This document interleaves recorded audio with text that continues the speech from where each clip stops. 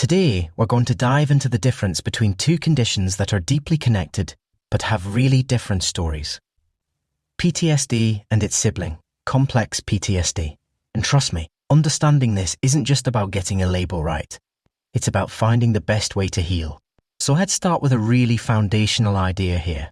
PTSD is not a sign of weakness. It's a completely normal, totally understandable human reaction to an absolutely abnormal, overwhelming event. It's basically your brain and body doing whatever it takes to survive. So what's actually happening in the brain? Well, you can think of PTSD as a kind of memory filing error.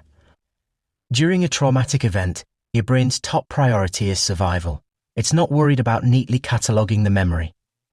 So it kind of suspends normal operations, and the memory gets shattered into these fragmented pieces, sights, sounds, feelings, and stored all over the place without the right timestamp. And here's something that might surprise you. While about half of us will go through a major trauma at some point, not everyone develops PTSD. This memory filing error, the thing that leads to flashbacks and nightmares, it ends up affecting about 1 in 5 people who experience that kind of event. The brain has just stopped trying over and over again to file away that unprocessed memory, which makes it feel like they're living it on a loop.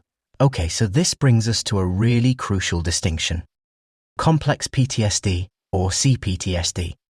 Back in 2018, the World Health Organization officially recognized it as its own thing, a distinct sibling to PTSD.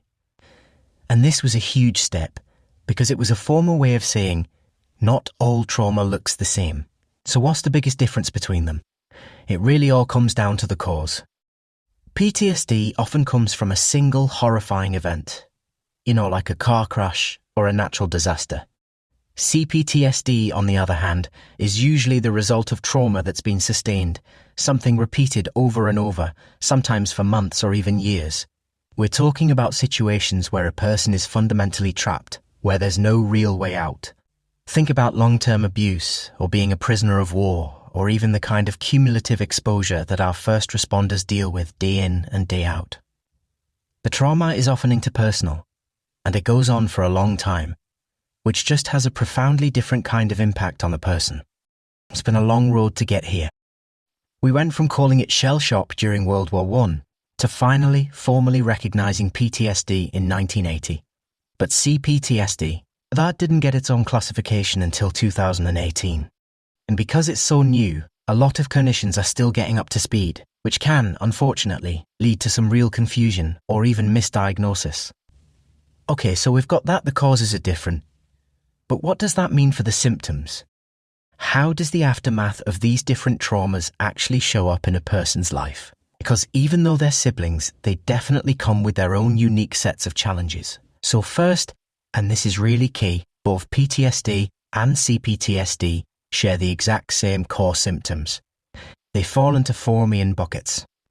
Re-experiencing the event, that's your flashbacks and nightmares. Then there's avoidance, staying away from anything that reminds you of it.